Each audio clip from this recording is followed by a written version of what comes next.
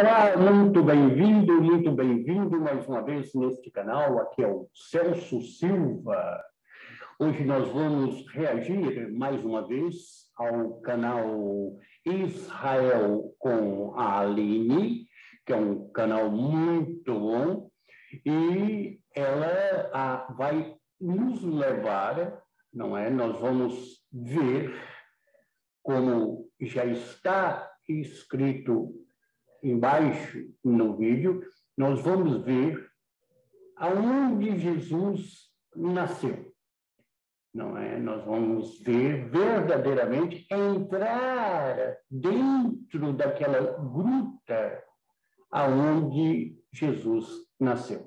Por favor, se você não é inscrito, por favor, se inscreva, se puder, compartilhe, dê um gostei e vamos para o vídeo. E depois, para quem puder, faça o seu comentário. Muito obrigado. Sem mais, vamos a isso. Shalom e bem-vindos de volta ao Israel com a Aline. Eu tô super animada para o dia de hoje, pois nós vamos à cidade de Belém.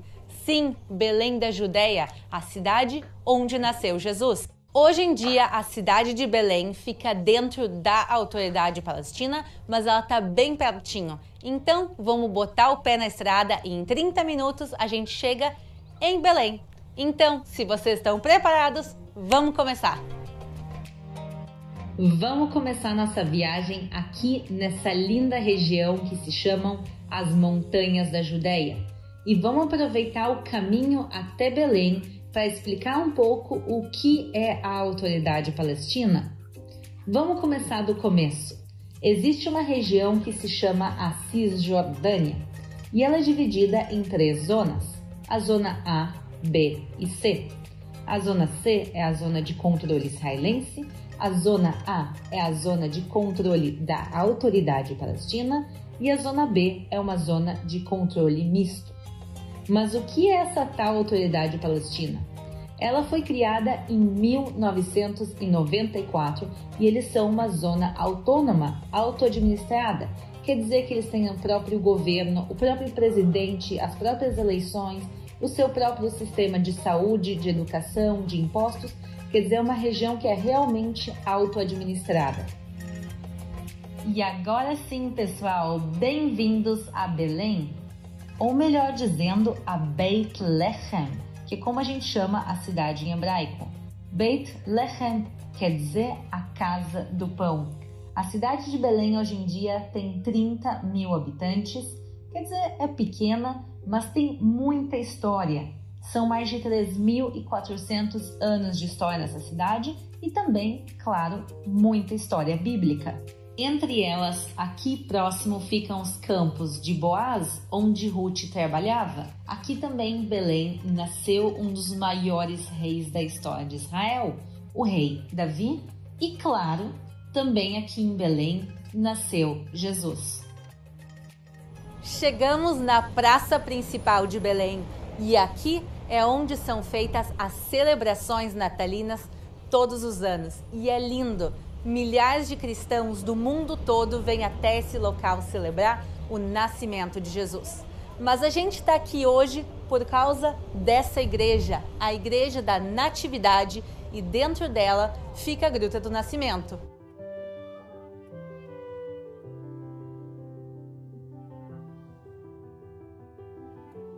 Mas antes de a gente entrar dentro da igreja mesmo, eu tenho uma pergunta. Por que Jesus de Nazaré nasceu aqui na cidade de Belém? Nessa época, há um pouco mais de 2.000 anos atrás, os romanos fazem um censo, uma contagem de população, e cada um agora tem que ir para a cidade de origem da sua família para fazer a contagem de população. Maria, por ser casada com José, tem que ir até onde ele vai. E aonde José tem que ir? A casa ou a cidade de origem da sua família, e já que José, como a própria Bíblia nos conta, é da casa de Davi, ele tem que vir aqui até Belém, a cidade onde Davi e sua família viviam. E quando eles chegam a Belém, eles não têm onde se hospedar. e por isso eles vão se hospedar, eles vão ficar num estábulo de animais. E Maria vai dar luz a Jesus dentro de um estábulo. Agora, nessa época, aqui na região da Judéia, muitas vezes os animais eram guardados dentro de grutas, dentro de cavernas. E por isso é a Gruta do Nascimento esse estábulo. E agora a gente vai entrar juntos na igreja e ver a Gruta do Nascimento. Vamos lá!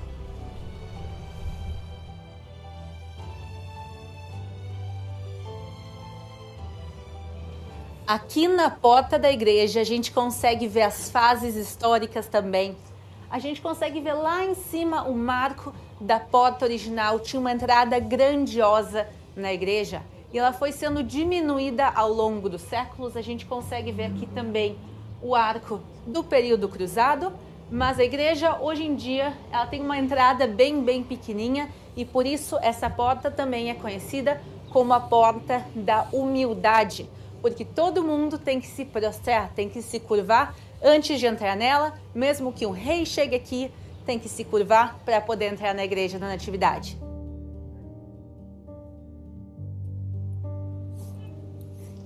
Esse é o local de adoração cristã contínua mais antigo que existe no mundo. Aqui tem cristãos orando desde o século II. E a gente já vê aqui a parte central da igreja e a gente consegue ver quão linda ela é.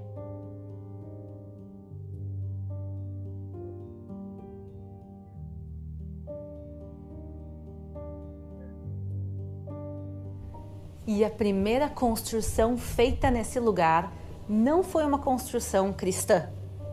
Como assim? No ano 130, o imperador de Roma, Adriano, começa a construir locais pagãos sobre locais de adoração cristãos e judaicos. Por exemplo, no local que ficava o Templo de Jerusalém, ele constrói um templo para o deus Júpiter. E aqui, no principal local cristão de Belém, ele manda construir um templo para Adonis, no ano 135. Durante 200 anos, esse local vai funcionar como um templo para Adonis, até que o Império Romano se converte do paganismo para o cristianismo e aí finalmente é construída aqui a primeira igreja, no ano de 326, pelo imperador Constantino e por sua mãe, Helena. E tem restos dessa igreja de 1700 anos aqui. O piso original segue aqui até os dias de hoje.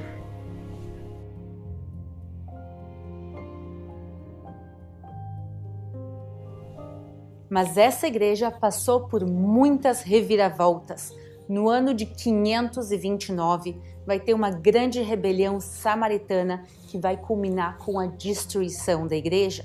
E ainda no século VI, o imperador Justiniano ordena a reconstrução da igreja, e essa igreja que a gente vê até os dias de hoje. A gente está vendo, pessoal, uma igreja de 1400 anos de pé e em funcionamento. Ela é a igreja mais antiga de toda a Terra Santa. Mas por que não tem nenhuma igreja desse período? Porque em 614 os persas invadem Israel e destroem todas as igrejas da Terra Santa, com exceção da igreja de Belém. Por que essa igreja vai ser poupada? Porque quando os persas entram aqui, eles veem pinturas pelas paredes. Entre as pinturas tinham representações dos 3 reis magos. E os 3 reis magos, que são sábios do Oriente, eles tinham vestimentas, pelo menos no desenho, parecidas às vestimentas persas. E já que os persas se identificam com o que está desenhado aqui, eles decidem poupar essa igreja.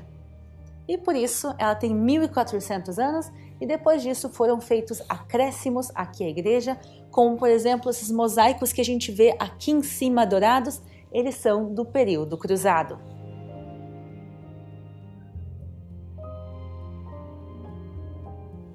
Como a gente consegue ver aqui atrás, a igreja no momento está em restauração. A gente consegue ver aqui a lona e os andaimes. A igreja está em restauração desde 2013. Eu vou colocar agora para vocês fotos da igreja antes da restauração e a gente vê como ela está agora e a diferença colossal que tem entre um e outro. E esse foi um projeto gigantesco de limpeza e restauração da igreja. E entre os países que ajudaram aqui a financiar o projeto está o Brasil. Então também tem um pouquinho do Brasil na restauração dessa igreja.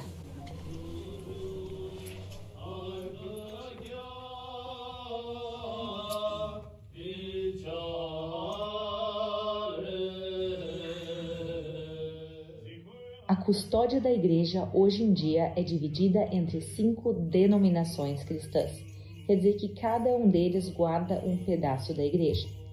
Os principais são os gregos ortodoxos, mas a gente também tem armênios apostólicos, romanos católicos e também um pouquinho para os coptas e para a igreja ortodoxa síria.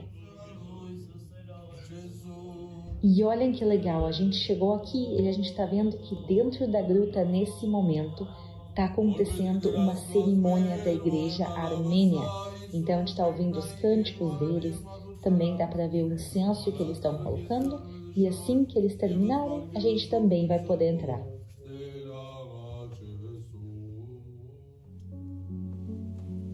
Chegamos agora nos lugares cristãos mais importantes do mundo. A gente tem 2 lugares muito especiais dentro aqui da Gruta da Natividade. O primeiro deles é esse espaço aqui, com essa estrela de prata de 14 pontas. A gente sabe que Jesus nasceu nessa gruta e, segundo a tradição cristã, não só nessa gruta, como especificamente nesse lugar.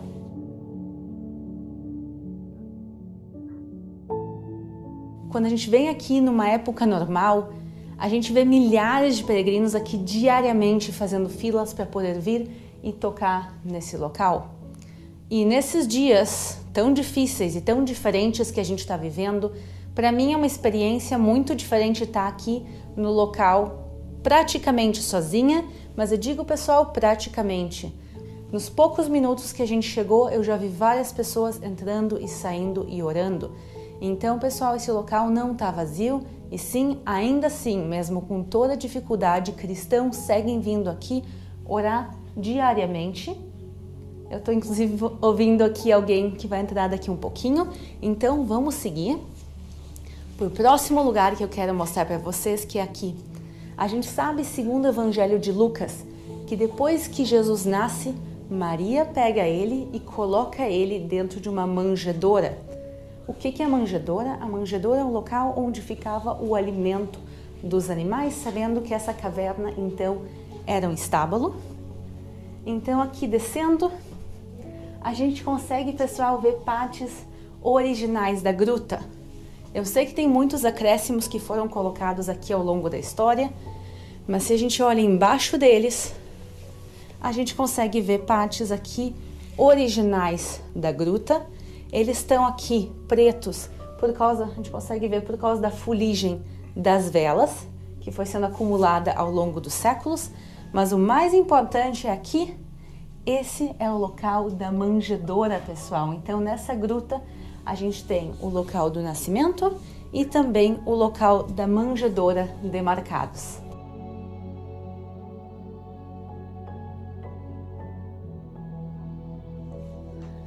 Agora, a gente consegue ver a Gruta do Nascimento e ela parece pequena, a gente vê aqui o fundo dela, mas não é a realidade. Se a gente olha, tem uma porta, venham comigo ver essa porta. Tem alguma coisa aqui para o outro lado? O que que tem? A Gruta do Nascimento, pessoal, ela é enorme e ela segue para cá, mas o acesso ao resto da Gruta do Nascimento, ela não é por dentro dessa igreja. E a gente vai ver o resto da gruta daqui um pouquinho.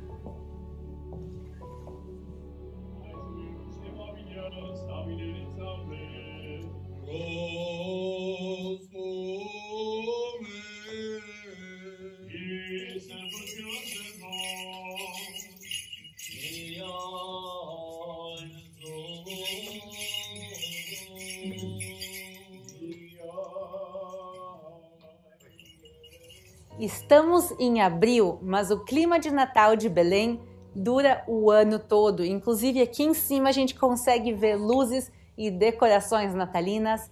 Claro, na época de Natal tem bem mais, mas no ano todo tem um clima muito bonito natalino na cidade. Lembram que quando a gente estava dentro da gruta, no fundo dela, a gente viu uma porta? E a gente sabe que a Gruta da Natividade, ela segue, mas ela não está acessível dentro da Igreja da Natividade, onde nós vimos, só até aquela parte. Onde está o resto da Gruta da Natividade? Dentro dessa igreja. Ela se chama a Igreja de Santa Catarina de Alexandria. Ela é uma igreja católica e agora a gente vai entrar juntos e ver o que tem no resto da Gruta da Natividade e vocês vão ficar impressionados quão grande essa gruta é.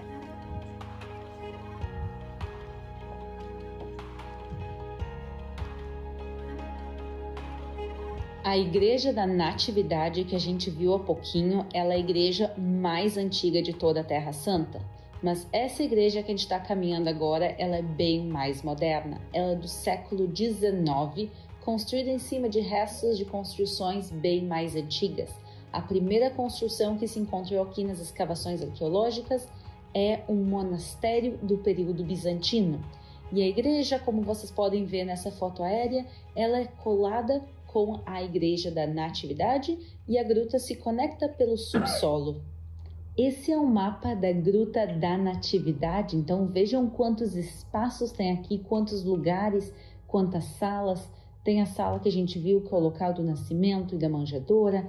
Tem também um espaço chamado Espaço de São José, de São Jerônimo, que a gente vai ver daqui um pouquinho também.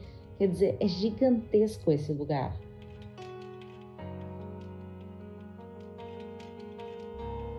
E chegando aqui bem pertinho, a gente vê essa porta aqui.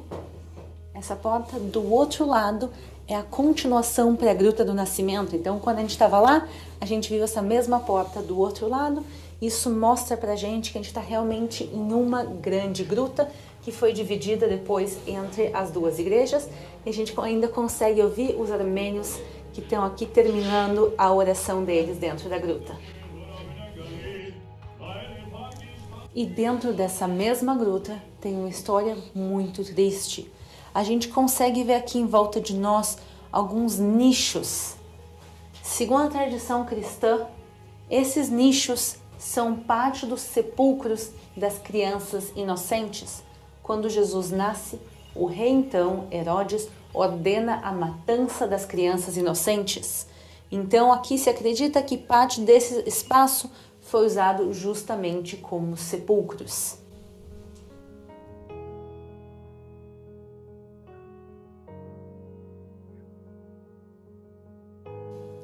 E aqui na continuação da gruta, nesse espaço viveu São Jerônimo. A gente consegue ver aqui ele representado com uma Bíblia nos braços. O que ele fez aqui dentro desse espaço foi a tradução da Bíblia para o latim, também conhecido como a Vulgata.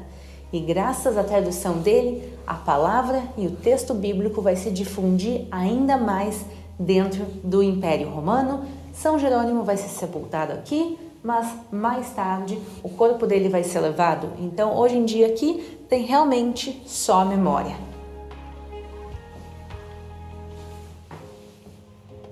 Estamos agora saindo da igreja, mas eu tenho mais um recado importante. Mas vamos aproveitar agora e ter uma vista bonita da cidade de Belém. E eu quero agora anunciar que o nosso canal tem clube de membros. O que isso quer dizer? Quer dizer que vocês podem ajudar o nosso canal e os nossos novos vídeos e também receberem conteúdo exclusivo. Então aqui embaixo tem um botãozinho que está escrito Seja Membro. Cliquem lá e confiram as opções de membros aqui do canal. No canal tem vídeo para todo mundo, todas as quartas e domingos. Um beijo para todo mundo, muito obrigado por assistirem e a gente se vê na quarta-feira com mais um vídeo especial aqui da cidade de Belém. Sinceramente, a cada dia me surpreendo com os conteúdos que esta jovem senhora traz em seus vídeos e com um conhecimento também profundo que ela tem não é? É maravilhoso. Senti-me até emocionado de, pela primeira vez, ver o lugar onde Jesus nasceu, ao vivo, não é? Ao vivo, praticamente, ao vivo. E a manjedoura, onde ele foi colocado por sua mãe, não é? Para ficar quentinho, para poder dormir. Aí, verdadeiramente, é o local onde o Filho do Altíssimo nasceu. Maravilhoso vídeo, mais uma vez, não é? Muito obrigado ao canal Israel com a Aline. E quero agradecer a todos que também viram e ouviram este vídeo maravilhoso. Se você gostou, dê um gostei, comente o que você achou. Se você não é inscrito, por favor, se inscreva. E é isso aí.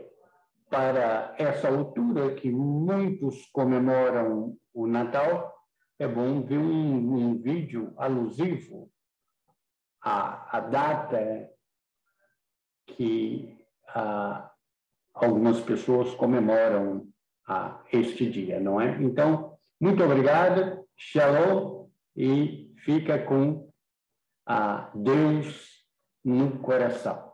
Amém.